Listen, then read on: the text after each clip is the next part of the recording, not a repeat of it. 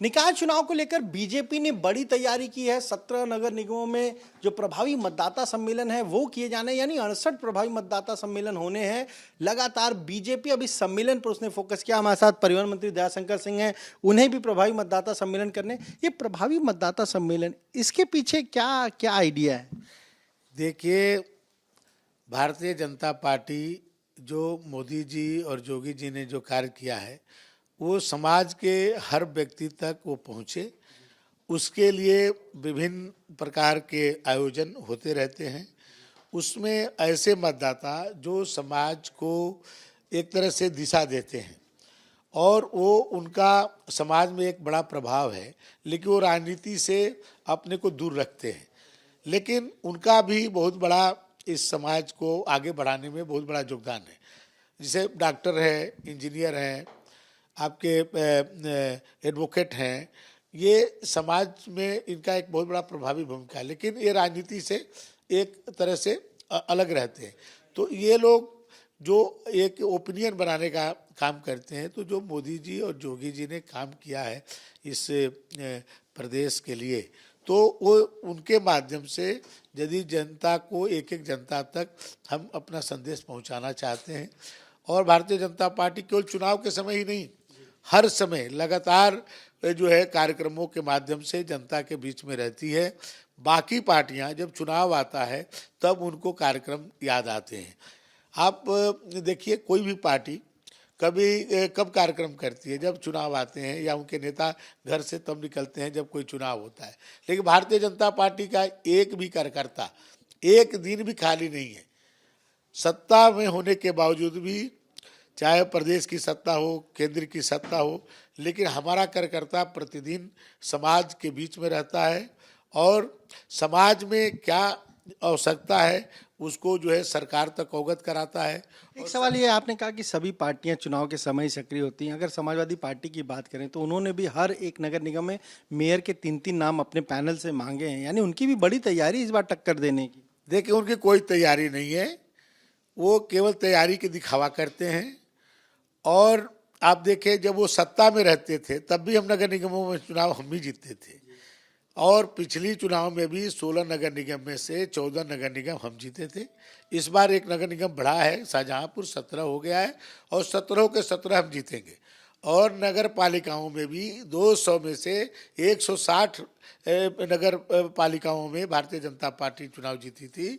और ये सही है कि नगर पंचायतों में हम लोग चुनाव थोड़ा सब जगह सिंबल नहीं देते थे। इस बार हम सब जगह सिंबल दे करके नगर पंचायतों में भी 100% चुनाव हम जीतेंगे। और जो काम हुआ है माननीय मोदी जी के द्वारा, योगी जी के द्वारा, ये जन जन तक पहुँचाने का काम हमारे कार्यकर्ताओं का है, और हमारे कार्यकर्ता बूथ स्तर तक इस काम को पहले से ही ये प्रभावी ढंग से इस बात को वहाँ तक पहुँचाते रहे हैं। ये लोग केवल चुनाव में सिंबॉलिक आते हैं और ये इनको चुनाव से डरते भी हैं। इसलिए इन्हीं के भाई मनोज पांडे जी विधायक हैं, इनके भाई ने ही रिट याचिका दायर किया क्योंकि चुनाव रुक जाए। उसके बाद न्यायालय ने, उच्चतम न्यायालय ने भाई उत्तर प्रदेश सरकार की जो पिछड़ा वर्ग आयोग है उसका कमीशन की रिपोर्ट को माना, और उसके आधार पर चुनाव हो रहा है। फिर ये लोग कोर्ट में जाते हैं। जब उच्चतम न्यायालय के मार्गदर्शन में चुनाव हो रहा है तो फिर इनको कोर्ट जाने की क्या आवश्यकता है? आपने कहा कि ये केवल चुनाव को टालना चाहते हैं, इनकी कोई तैयारी नहीं है, और ये जीतने वाले हैं। एक सवाल ये है कि आप कह रहे हैं ये जीतने वाले नहीं। जिस तरह से अखिलेश यादव ने ट्वीट किया, मुख्यमंत्री ने जो आजमगढ़ में बयान दिया है, पाकिस्तान को लेकर जो बात कही, उस पर अखिलेश यादव ने ट्वीट किया कि तुलना हमेशा अपने से बेहतर जो उससे करनी चाहिए।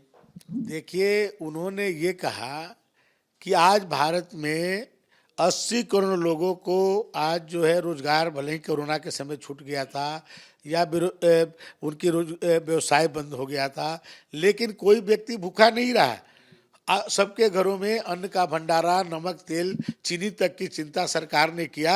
आज पाकिस्तान में आज कितना, माने एक छोटा सा स्टेट देश पाकिस्तान, जो उत्तर प्रदेश से भी छोटा हो, वो आज तबाह हो रहा है। आज वहाँ पर आर्थिक संकट है, वहाँ पर भुखमरी की स्थिति बन रही है। तो जो आज इतने कम संसाधन में भी आज भारत को सुरक्षित रखने का काम माननीय जो मोदी जी और योगी जी ने उत्तर प्रदेश में किया, आज पूरी दुनिया उसकी आज जो है सराहना कर रही है। यहाँ के कोविड मैनेजमेंट को भाई ऑस्ट्रेलिया के राष्ट्रपति ने कहा कि योगी जी ने जो कोविड मैनेजमेंट किया वह अद्वितीय था। पूरे देश में जो मोदी जी ने किया कि आज केवल अपने देश के लिए नहीं। तो फिर ऐसा ट्वीट क्यों कर रहे हो? देखिए, वो ट्वीट करके ही बताइए, पूरे कोरोना काल में वो ट्वीटे तो किए, एक दिन भी घर से निकले, और उसका नतीजा क्या रहा? जो आजमगढ़ जहाँ को सांसद थे, एक दिन वहाँ सुख दुख में पहुँचने नहीं वहाँ के लोगों ने उनको हटा दिया। आज उनके कैंडिडेट को हटा करके जो अपने गढ़ मानते थे, आज भारतीय जनता पार्टी के दिनेश लाल निरहुआ जीते हुए हैं। तो ये केवल ट्वीट करके चर्चा में आना चाहते हैं। ये कोई भी इनको विरासत में जो माननीय मुलायम सिंह जी ने दिया था उसको ये संभाल नहीं पाए। आखिरी सवाल है, एकनाथ शिंदे महाराष्ट्र के मुख्यमंत्री हैं, आपसे भी अच्छे संबंध हैं उनके, वो आज रामलला के दर्शन करने अयोध्या पहुंचे, अयोध्या आए, एक मैसेज दे रहे हैं पॉलिटिकल।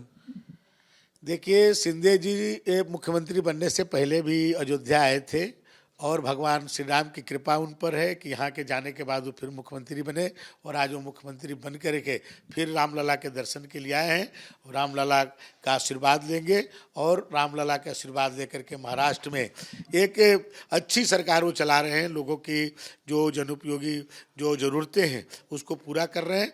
भगवान श्री राम उनको जरूर आशीर्वाद देंगे और ताकत के साथ जनता का कार्य करेंगे। तो ये आपने सुना, क्या कहना है परिवहन मंत्री दयाशंकर सिंह का? साफ तौर पर कह रहे हैं कि निकाय चुनाव में इस बार 17 नगर निगम है, बीजेपी सभी नगर निगम जीतेगी, और समाजवादी पार्टी भले ही कितनी तैयारी कर ले, वो चुनाव से डरती है, चुनाव से भागती है, और इस बार भी निकाय चुनाव में समाजवादी पार्टी को मात ही मिलेगी। देखिए, अखिलेश जी को केवल पाकिस्तान ही दिखा, और उसमें माननीय मुख्यमंत्री जी ने बहुत सारी बातों को कहा था, गरीबों के लिए जो बहुत सारी योजनाओं के बारे में कहा था, वो याद उनको नहीं रहा, क्योंकि उनके पाकिस्तान प्रेम ज़्यादा है, इसलिए उनको पाकिस्तान की तुलना उन्होंने कर दिया तो उनको खराब लग गया।